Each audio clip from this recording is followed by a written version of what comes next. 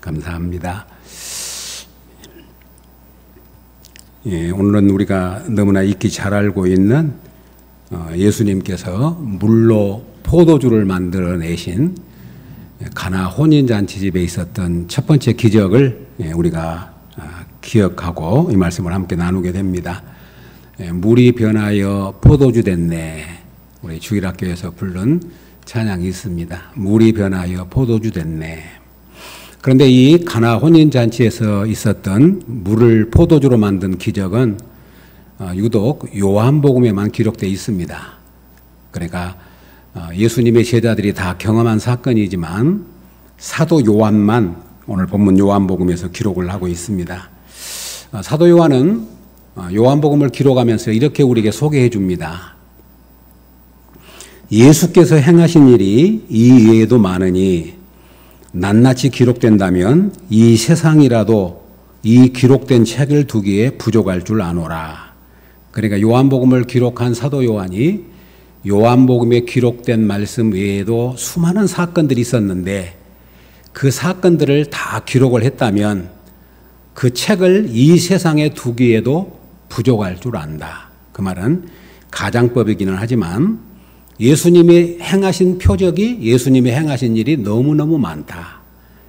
그런데 그 많은 표적들 가운데서도 사도 요한이 요한복음에 기록한 것은 또 이렇게 설명을 합니다. 예수께서 제자들 앞에서 이 책에 기록되지 아니한 다른 표적도 많이 행하였으나 오직 이것을 기록함은 너희로 예수께서 하나님의 아들 그리스도이심을 믿게 하려 하며 또 너희로 믿고 그 이름을 힘입어 생명을 얻게 하려 함이니라. 아멘. 그러니까 많은 기적들이 있었지만 그 기적들 중에서 이 말씀을 요한복음에 기록한 것은 우리 예수님이 하나님의 아들이심을 믿고 그 이름을 힘입어서 생명을 얻게 하려고 이 말씀을 기록했다. 그러니까 오늘 가나 혼인잔치의 이 기적도 예수님을 우리로 믿고 그 이름을 힘입어서 생명을 얻게 하려는 목적 때문에 이 사건을 우리에게 소개해 주고 있다. 그렇게 말합니다. 그래서 이 말씀과 연결해 보면 오늘 11절에 보면 예수께서 이 첫 표적을 갈릴리 가나에서 행하여 그의 영광을 나타내심에 제자들이 그를 믿으니라. 아멘.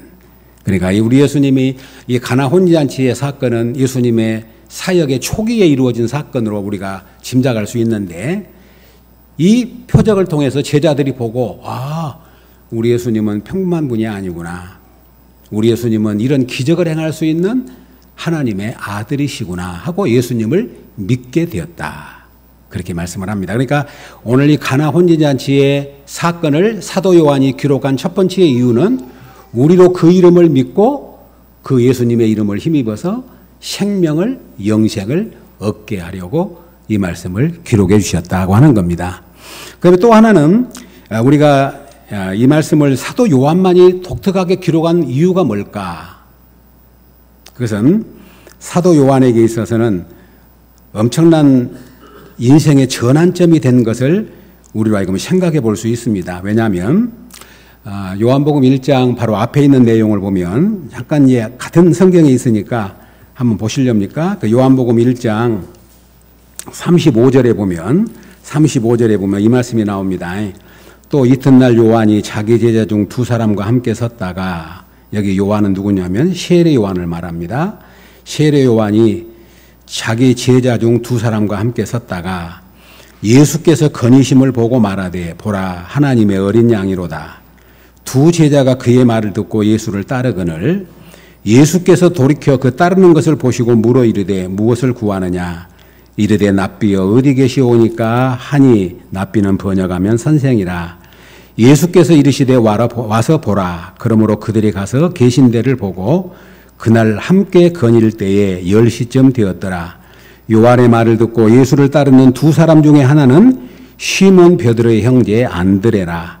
그가 먼저 자기 형제 시몬을 찾아 말하되 우리가 메시아를 만났다 하고 무슨 말씀을 드리려고 그러냐면 세례 요한에게는 두 제자가 있었어요. 그런데 그 두 제자 중에 한 사람이 누구냐면 시몬 베드로의 형제인 누구예요? 안드레. 그러면 또 한 사람은 누굴까요? 또 한 사람은 바로 오늘 요한복음을 기록한 사도 요한이에요. 그러니까 세례 요한의 제자로 사도 요한이 세례 요한을 따랐던 사람인데, 세례 요한이 우리 예수님을 소개하면서 보라 세상 죄를 지고 가는 어린 양이로다 하고 자기 두 제자에게 예수님을 소개하는 거예요. 그러니까 안드레가 그 예수님을 만나고 자기 형제인 시몬 베드로에게 예수님을 만나봐라 하고 복음을 전한 거죠. 그런데 그 제자 중에 한 사람이 누구냐면 사도 요한이라고 하는 겁니다. 이건 왜 그 말씀을 드리냐면, 세례 요한은 어떤 사람이냐면 구약의 마지막 선지자입니다. 그리고 세례 요한이 온 목적은 뭐냐면 사람들을 회개시켜 가지고 사람들의 마음을 돌이켜서 예수님에게로 이끌어 가도록, 예수님이 오시는 길을 예비하기 위해서 세례 요한이 왔잖아요. 그러니까 세례 요한은 강야에서 생활을 하면서 약대 털옷을 입고 메뚜기와 석청이를 먹으면서 사람들에게 회개를 선포해요. 근데 이 세례 요한의 회개 선포는 아주 무섭습니다. 회개하라, 천국이 가까웠다. 너희가 회개하지 않으면 하나님이 이미 도끼를 나무 뿌리에다가 예비해 놓은 것처럼 너희를 찍어버릴 것이다. 이 독사의 자식들아, 막 무서운 이야기를 합니다.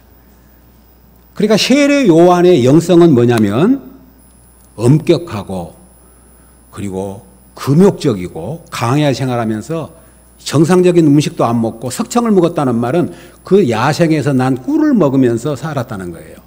그러니까 이만큼 세례 요한은 엄격하고 그리고 하나님 나라의 심판을 예고했던 사람입니다. 그 제자가 누구냐면 사도 요한이에요. 그런데 이런 사도 요한이 예수님을 따르면서 첫 번째 경험한 것이 뭐냐면, 예수님의 첫 번째 표적이 가나 혼인잔치에서 물로 포도주를 만든 사건이잖아요. 그러니까 잔치집에 예수님이 가셔서 그 포도주가 떨어졌을 때 포도주로 만들어서 그 잔치를 축복해 주고 그 잔치를 이어지도록 만들어준 분이 예수님이잖아요. 그러니까 사도 요한은 이 가나 혼인잔치에 있는 이 포도주를 만든 사건은 엄청난 충격의 사건이었어요. 왜 충격의 사건이냐면 엄격하고 긴장하고 금욕적인 삶을 사는 것을 자기의 삶으로 여겼던 사도 요한이 예수님이 천국의 잔치로 비유하신 모습을 보고, 우리 예수님 뭐라고 말하냐면 천국은 마치 어떤 임금이 자기 아들을 위해서 잔치를 베푸는 것과 같다. 그렇게 말씀하시면서 이 잔치의 놀라운 축복을 선언하는 것을 보고 사도 요한은 굉장한 충격을 받았을 겁니다. 그래서 이 갈릴리 가나의 혼인잔치를 유독 사도 요한만 요한복음에다가 기록을 하고 있다고 하는 거예요. 뭘 말씀드리려고 그러냐면, 사도 요한의 처음 출발은 세례 요한의 제자로서 그의 영성은 엄격하고 금식하고 금욕하고 애통하고 회개하는 그런 긴장감의 영성이었다고 하면, 예수님을 만나고 난 다음에 하나님의 나라는 이처럼 잔치와 같은 기쁨의 나라인구나 하는 것을 새롭게 경험하게 됐다고 하는 거예요. 성도 여러분, 하나님의 나라는 우리 예수님이 잔치에다 비유합니다. 아까 말한 것처럼 임금이 잔치를 베푼 거예요. 가난한 사람이 잔치를 베푼 것이 아니라 모든 것을 다 갖고 있는 임금이 자기 아들을 위해서 잔치를 베풀었으니 그곳이 천국이니 그 잔치집에는 결핍이 없어요. 그 잔치집에는 모자란 것이 없고 없는 것이 없어요. 그리고 잔치하면 무슨 생각이 떠오르죠? 마음껏 음식을 먹을 수 있는 풍요와 그리고 기쁨과 서로 웃으면서 교제하는 교제와, 그리고 그곳에 무엇이 있냐면 반드시 포도주가 있는 거예요. 포도주는 잔치의 상징입니다. 이스라엘 백성들에게서 포도주는 기쁨의 상징이었습니다. 그러니까 이 잔치집에서 잔치를 한다고 하는 것은 포도주가 생명이에요.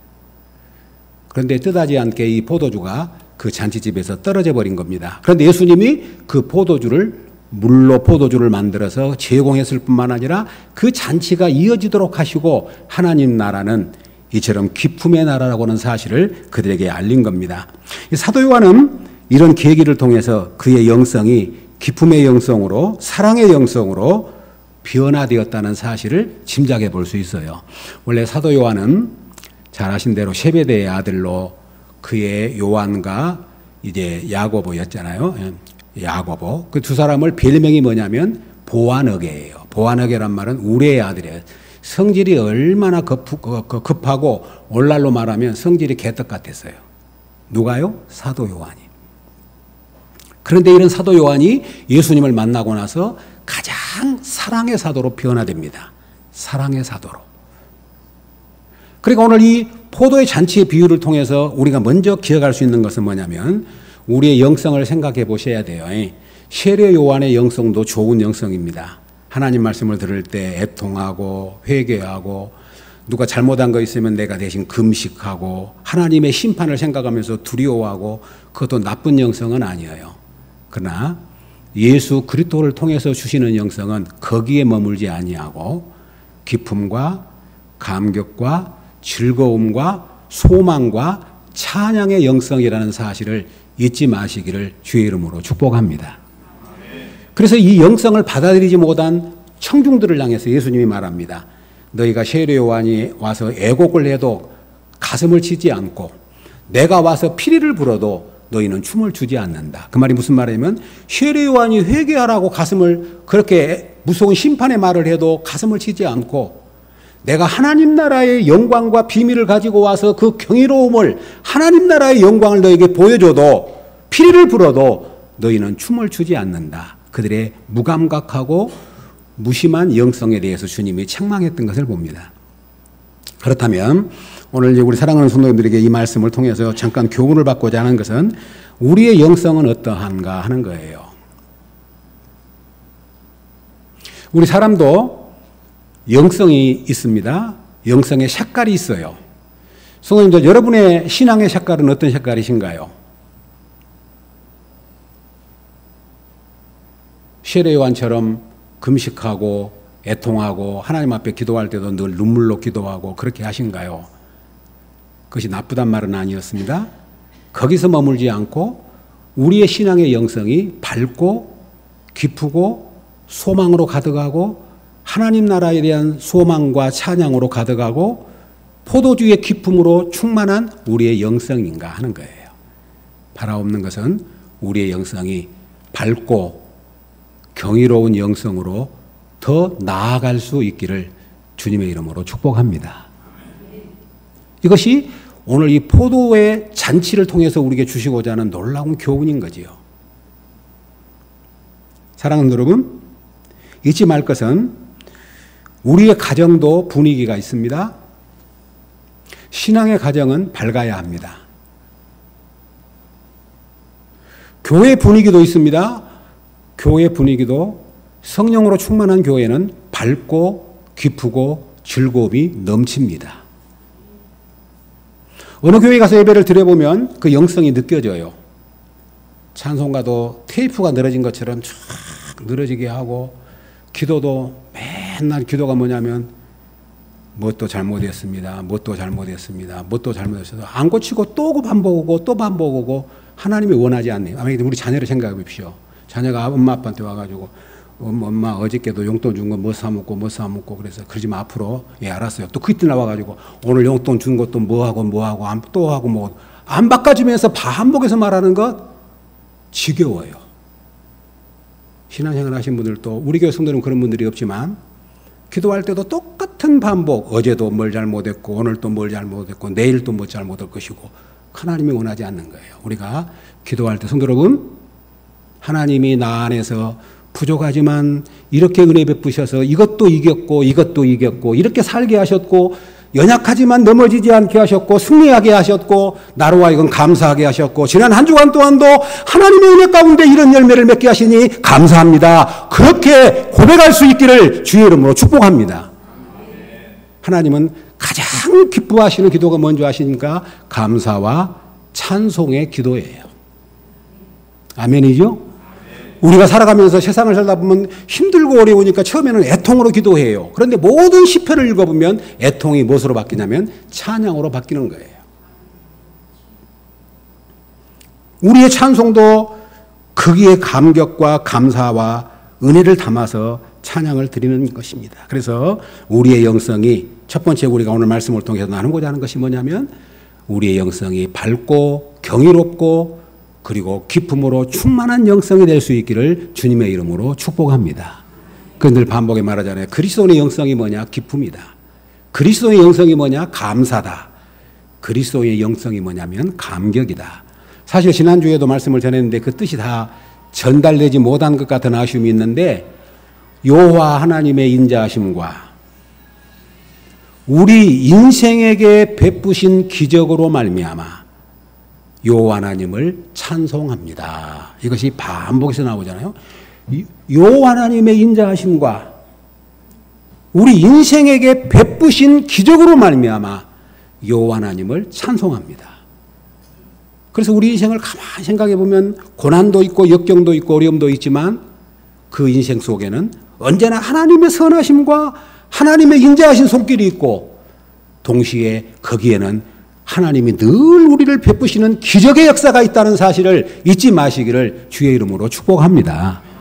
그러므로 하나님 앞에 나와서 예배할 때마다 밝은 영성으로 우리는 거기에 기도해야 돼. 하나님, 우리 가정이 밝게 해주시기를 원합니다.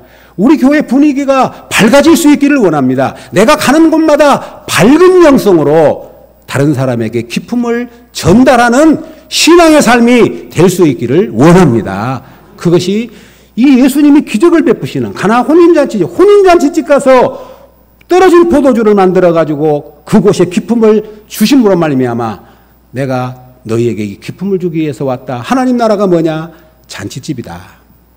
그렇게 주님은 우리에게 말씀해 주고 있는 겁니다. 오늘 예수님이 잔치집에 초대를 받았습니다. 예수님만 초대받는 것이 아니고 예수님의 어머니 그리고 제자들, 예수님, 이것은 특별한 일입니다. 예수님은 언제나 제자들을 데리고 다녔지만 이 가나 혼인잔치집에서 가족을 다 초대받은 건 특별한 이유이기 때문에 사람들이 해석합니다. 아마 이 집은 예수님과 어떤 특별한 관계가 있는 친척 관계인지 어떤 관계는 모르지만 특별한 관계가 있는 가정이었을 거라고 말합니다. 초대를 받았어요. 그런데 유대인의 결혼식은 낮에부터 시작을 해가지고 밤 늦게 결혼식을 하는 겁니다. 낮에부터 계속 포도주가 나와서 즐거움을 누려야 되는 거예요. 그런데 뭐가 잘못됐든지 포도주가 떨어져 버렸습니다. 심각한 문제였습니다. 위기 상황에 온 겁니다. 성도 여러분, 잔치집에서 다른 음식 떨어진 것은 문제가 안 돼요. 그런데 잔치집에 포도주가 없으면 다 없는 겁니다. 이것은 굉장한 위기 상황이었고 한계 상황이었습니다. 그런데 이 포도주가 떨어진 것을 누가 아냐면 예수님의 모친 마리아가 먼저 압니다. 이것만 봐도 그 잔치집과 예수님의 모친과는 관계가 있다는 것을 짐작할 수 있어요. 그냥 손님으로 왔으면 포도주 떨어진 것을 예수님의 어머니가 알 리가 없지요. 그런데 심각한 상황을 압니다. 그리고 예수님께 요청합니다. 그런데 예수님의 반응은 아직 내 때가 이르지 않았다라고 일단 거절을 합니다. 그때 마리아가 하인들에게 말합니다.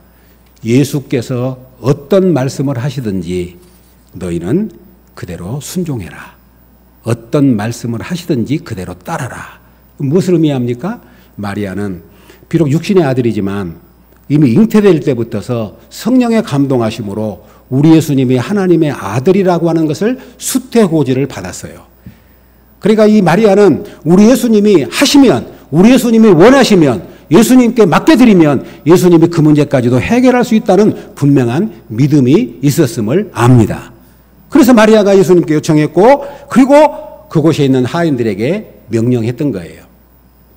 누가복음 1장 35절에 보면 천사가 대답하여 이르되 성령이 내게 임하시고 지극히 높으신 이의 능력이 너를 덮으리니 이러므로 나실 바 거룩한 이는 하나님의 아들이라 일컬어지리라. 아멘. 천사가 마리아에게 한 말입니다.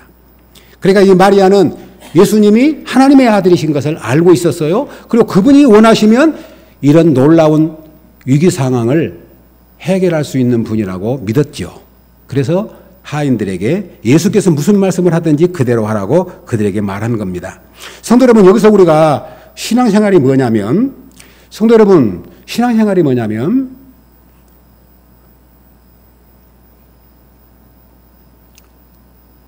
우리의 주인 되심을 주님께 인정해드리고 그분께 맡겨드림이 신앙생활임을 믿으시기를 주의 이름으로 축복합니다.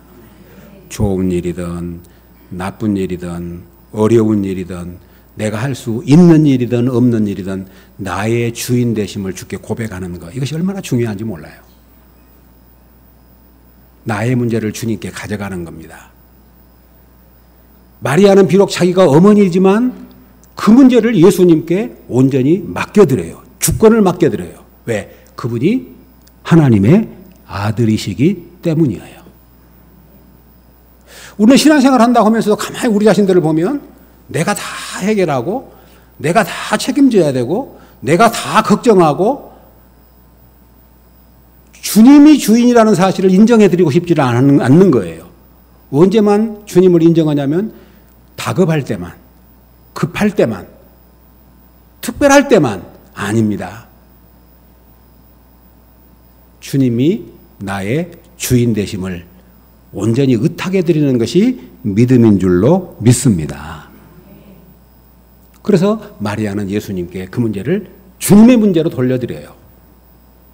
그런데 오늘 본문 6절에 보면 이렇게 말씀이 나옵니다. 거기에 유대인의 정결의식을 따라 두세 통 드는 돌 항아리 6이 놓였는지라. 예수께서 그들에게 이르시되 항아리에 물을 채우라 하신즉 아기까지 채우니, 여기 6절에 유대인의 정결의식을 따라 두세 통 드는 돌 항아리 6이 놓였는데, 이것은 뭘 의미하냐면 유대 종교를 그대로 표현해 줍니다. 유대인의 정결의식. 이 유대인들은 마당 입구에 돌 항아리를 놔두고 거기다가 물을 채워놓으면 사람들이 들어올 때에 손을 씻고 들어오고 발을 씻고 들어와서 내가 정결하다고는 의식을 행한다는 거예요. 나를 깨끗이 하고 들어간다고 하는. 그것이 유대인들이 말하는 정결의식이었어요. 그런데 오늘 이 보면 이 돌 항아리에 물이 없습니다. 비어 있습니다. 이것은 무엇을 우리에게 보여주냐면 당시 유대교의 모습의 상황을 그대로 우리에게 표현해 준다고 하는 말입니다. 빈 돌 항아리, 텅 비어있는 유대 땅, 바닥난 유대 종교. 사랑하는 여러분, 이 유대 종교는 율법 종교였습니다. 사랑하는 여러분, 우리가 신앙생활할 때, 우리 청교 성도 여러분, 신앙생활할 때 율법적인 신앙생활을 하면 이 빈 돌 항아리와 똑같아요. 무슨 말이냐면 내용이 없어요. 물이 없어요. 겉만 있습니다. 형식만 있습니다. 율법만 있습니다. 우리 사랑하는 성도님들, 우리가 신앙생활을 할 때 잊지 말 것은 종교생활과 신앙은 다릅니다. 종교는 율법적으로 신앙생활하면 우리는 형식만 갖출 뿐입니다.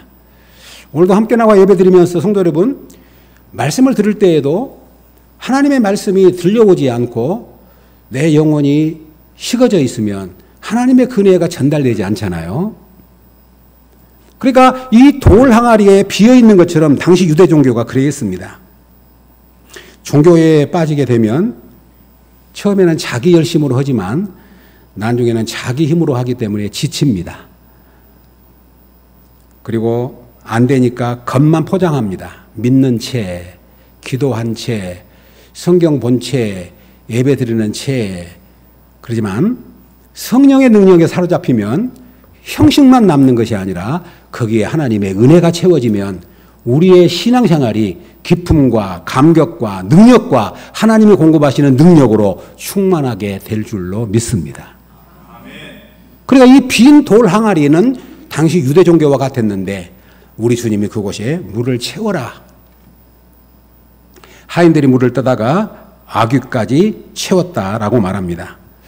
성도 여러분, 여기 우리 주님이 물을 채움으로 인하여 항아리까지, 아귀까지 물이 채워졌습니다. 그리고 우리 예수님이 명령합니다. 그것을 물을 떠다가 연회장에게 갖다 주어라.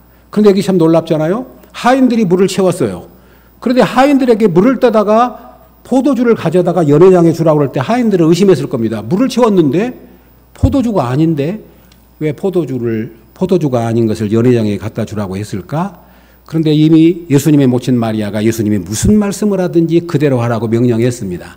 하인들은 순종했습니다. 물을 떠가고 가는 도중에 포도주로 바뀌었어요. 그리고 연회장이 그 포도주를 맛봅니다. 이렇게 맛있는 포도주가 어디서 나왔냐?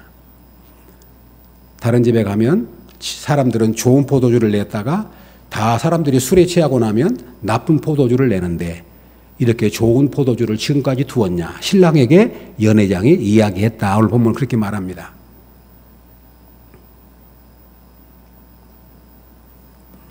사랑하는 여러분, 우리 예수님이 물로 포도주로 바뀐 사건, 이 말씀을 생각하면서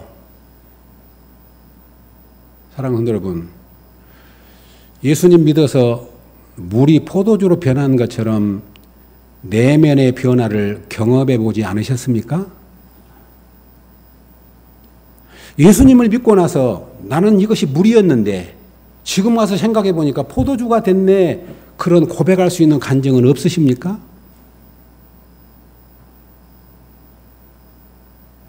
정말로 주님을 나의 주인으로 모시고 우리가 예수님을 믿으면 물이 포도주가 되는 것처럼 인격의 변화, 내면의 변화, 삶의 변화, 다른 사람이 알아보지 못하는 변화의 역사가 있게 된 줄로 믿습니다. 꼭 이 변화가 있기를 주의 이름으로 축복합니다. 그냥 이 사건이 예수님이 하나님의 아들이니까 기적을 행했는 모양이다라고 생각하는 것이 아니라 우리 예수님이 우리의 주인으로 들어오시면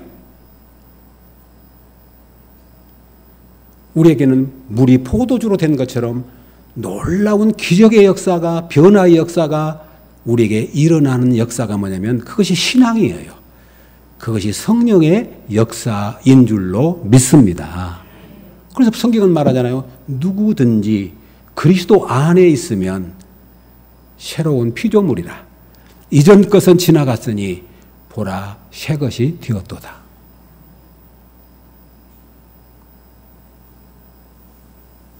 성도 여러분, 오늘 지금 우리 말씀을 통해서 하나님이 오늘 우리에게 주시고자 하는 말씀이 뭐냐면 우리로 하여금 생각해 보십시오. 한 주간 동안 한번 좀 생각을 해 보십시오. 나의 영성은 어떤 영성인가? 포도주가 기쁨을 준 것처럼 하나님 나라의 기쁨, 하나님 나라의 감격, 하나님의 은혜 속에서 내가 기쁨과 감격 속에서 나의 영성은 밝고 경이롭고 은혜가 충만한가?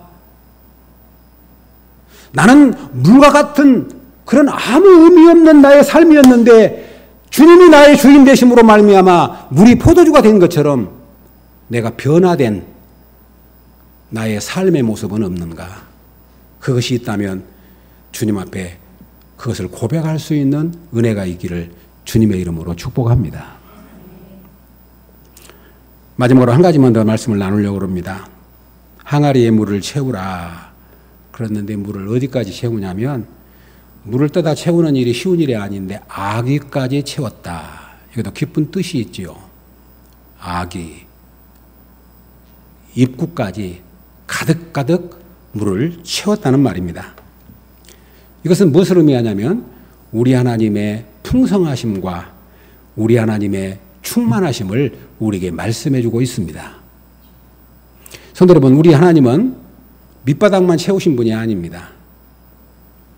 우리 하나님은 겨우겨우 우리에게 어떤 것을 주실 때 수건의 물을 짜듯이 짜내서 겨우겨우 그것을 주시는 분이 아니라 우리에게 은혜를 베푸시되 풍성하게 충만하게 넘치도록 주시는 분이 우리 하나님이신 줄로 믿습니다. 우리가 이 하나님을 만나야 돼요. 그러니까 예수 그리스도의 은혜를 받은 사람은, 하나님의 은혜의 풍성함을 아는 사람은 세상 말로 짜질짜질하게 안 삽니다. 왜냐하면 우리 하나님이 얼마나 크고 풍성하신 분을 만나고 그 하나님의 인격 안에 거하게 되면 세상 사람처럼 메마른 인생을 살지 않는다는 말입니다. 우리 하나님은 얼마나 풍성하신 분이냐면 주님은 말씀했습니다. 내가 온 것은 양으로 생명을 얻게 하고 더 풍성케 하려 하심이니라. 아멘. 내가 너에게 생명을 준다. 생명 주는 것을 끝나는 것이 아니라 너희를 풍성하게 하려고 내가 왔다라고 말합니다. 성도 여러분, 우리의 짧은 인생을 살고 가시면서 바라고 소망합니다. 메마른 인생이 아니라 겨우겨우 살아가는 것이 아니라 겨우겨우 하루하루 목숨을 이어가는 하루살이와 같은 삶이 아니라 예수 그리스도 안에서 풍성하고 넘치는 하나님의 은혜의 삶으로 살아갈 수 있기를 주의 이름으로 축복합니다. 이것이 예수를 믿는 사람만 아는 비밀이고 그런 능력이에요. 그러니까 사도 다윗이 자기 아들 솔로몬에게 유언할 때에 너는 대인배가 되어라. 너는 대인이 되어라. 그렇게 유언했음을 보게 됩니다. 사랑하는 여러분, 우리 하나님은 풍성하신 분입니다. 오병이의 기적을 행하실 때에도 5,000명이 먹고 12강주리를 남게 하셨어요. 왜 남게 하셨을까요? 거기 보면 이렇게 나오면 더 은혜스러웠을 것 같아요. 배불리 먹고 남은 것 하나도 없고 딱 맞았더라. 아, 하나님은 정확하신 분이구나. 야, 우리 하나님은 정말로 다 아신 분이구나. 더 은혜로울 것 같아요. 그런데 12강주리를 남기셔요. 왜 남기셨습니까? 우리 하나님은 풍성하신 하나님, 넘치도록 주신 하나님, 모자람이 없으신 하나님, 후회 주시고 꾸짖지 아니하신 하나님, 그 하나님이 우리 하나님이심을 믿으시기를 주의 이름으로 축복합니다. 성도 여러분, 우리가 마지막 인생을 끝낼 때에 그것이 후회 없으면 좋겠어요.